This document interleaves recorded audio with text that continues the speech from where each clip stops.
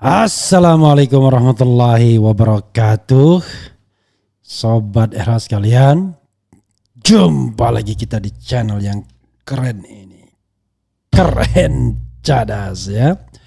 Ya, Sobat Era sekalian. Tapi ini ada hal yang menarik Sobat Era sekalian, yaitu PA98 ya.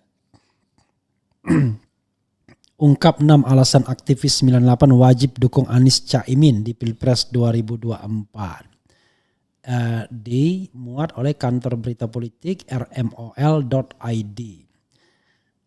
Republik Merdeka, coba kita bacakan ya. Pilpres 2024 semakin dekat, namun baru pasangan Anies Baswedan, Muhaimin Iskandar yang betul-betul siap mendaftar ke KPU RI. Duet yang dikenal dengan sebutan Amin ini resmi dideklarasikan di Hotel Majapahit, Surabaya 3 September 2023 ya, tanggal 3 ya. 3 Oktober Anies dideklarasikan. Koordinator Perhimpunan Aktivis 98 Ulung Rusman menilai Amin yang diusung Partai Nasdem, PKB, PKS ini adalah dui tunggal representatif keberagaman yang ada di Indonesia dan juga mewakili suasana batin persatuan. Ulung juga mengungkapkan bahwa Amin adalah pilihan yang tepat bagi aktivis 98 untuk didukung. Menurutnya ada 6 alasan mengapa aktivis 98 wajib mendukung Amin di Pilpres 2024 mendatang. Pertama, menurut Ulung, Amin bukanlah bagian dari masa Orde Baru. Karena Amin lahir dari pergulatan pergerakan aktivis pro demokrasi yang menentang otoritarianisme Orde Baru. Good ya. Kedua, aspek keadilan sosial menjadi spirit Amin membangun Indonesia. Aspek keadilan sosial ini nampak pada kebijakan terkait upah minimum provinsi DKI Jakarta. Pak Anies naikkan UMP cukup signifikan yang membuat buruh lega dan puas. Pak Anies berikan pemahaman kepada para pengusaha untuk selalu bersikap adil kepada para buruh.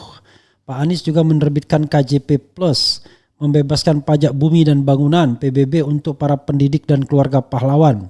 Kata Ulung dalam fokus group discussion yang diadakan PA98 di kawasan Tebet, Jakarta Selatan. Alasan ketiga adalah Amin sosok muda dan berwibawa.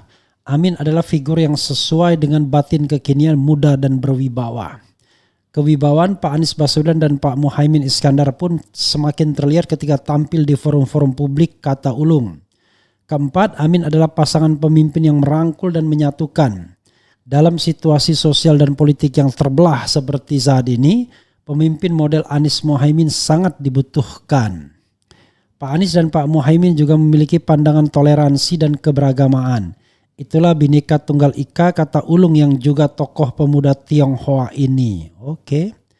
Kelima, Amin tidak anti kritik, merangkul lawan, bukan memusuhi. Kritik bagi kedua figur capres dan cawapres ini adalah bagian dari dinamika berdemokrasi sehingga tidak perlu disikapi dengan represif. Keenam, Amin adalah yang berasal dari aktivis gerakan mahasiswa dan juga ikut terlibat gerakan reformasi. Amin merupakan dua tokoh yang memiliki latar belakang sebagai mahasiswa Universitas Gadjah Mada UGM Yogyakarta dan aktivis ekstra kampus dari Himpunan Mahasiswa Islam serta Pergerakan Mahasiswa Islam Indonesia PMII. Demikian Ulung. Oke. Ya, saudara sekalian, itu tadi 6 alasan ya mengapa harus memilih Anies Baswedan dan Muhaimin Iskandar. Saya ulang lagi. Pertama, bukan bagian dari Orde Baru. Kedua, ya, aspek keadilan sosial yang ditonjolkan. Ketiga, sosok muda dan berwibawa. Keempat, pemimpin yang merangkul dan menyatukan. Kelima, tidak anti kritik, ya, merangkul lawan bukan memusuhi. Keenam, aktivis gerakan mahasiswa ya. Jadi sobat era sekalian, kita bisa menyebut berbagai alasan ya untuk mendukung seseorang. Tapi kalau ditanyakan ke Refli Harun ya Anies Baswedan mudah-mudahan menjadi jawaban bagi kerinduan kita untuk melihat negeri ini berada pada right direction yang benar untuk menuju masyarakat adil dan makmur. Masyarakat yang egaliter, masyarakat yang tidak korup, masyarakat yang tepos liro, masyarakat yang saling tolong menolong. Bukan masyarakat yang oligarkis, masyarakat yang timpang, masyarakat yang kaya makin kaya, yang miskin makin miskin. Masyarakat yang saling mengadukan ya kalau ada masalah, masyarakat yang tidak demokratis dan lain sebagainya. Kita ingin masyarakat yang terbaik ya. Mudah-mudahan itu tercapai dengan kepemimpinan yang enlightened, yang tercerahkan, yang tidak lagi meletakkan investasi, pembangunan, benda ya, bangunan sebagai unsur utama.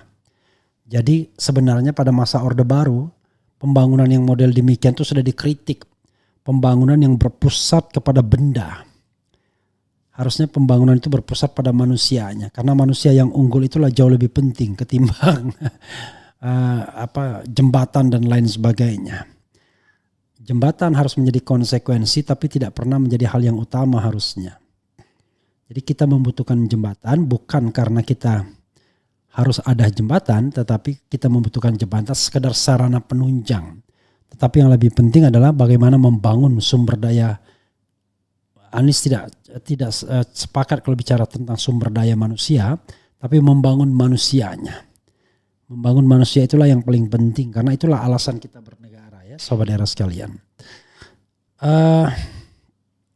Coba kita lihat komentar sobat RH sekalian terkait dengan isu ini ya.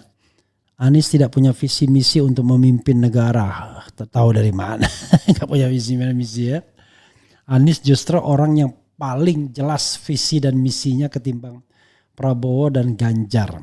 Ya, Prabowo misinya terlalu terlalu lompat, jumping dari hal yang global sekali ke jumping gitu. Ya, jadi cenderung kurang realistis. Ganjar nggak jelas juga sebenarnya mau ngapain. Tapi Anies paling tidak dia punya perspektif ya. Perspektif itulah yang dikemukakan. Apa perspektif yang paling menonjol dari Anies? Adalah keadilan sosial.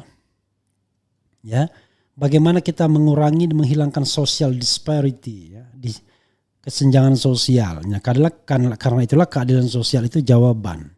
Jadi negara kita dibangun tidak hanya untuk sekedar welfare, tapi juga welfare and justice state. Negara yang adil dan sejahtera, ya. Negara yang sejahtera dan adil, itu yang harus kita lihat ya. Kita pengen adil dalam kemakmuran dan makmur dalam keadilan.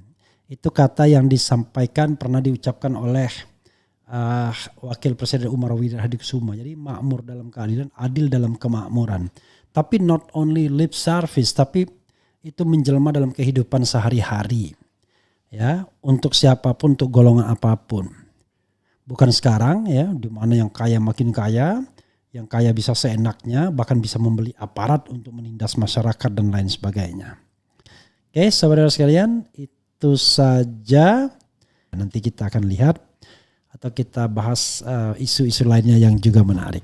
Wassalamualaikum warahmatullahi wabarakatuh. Cia.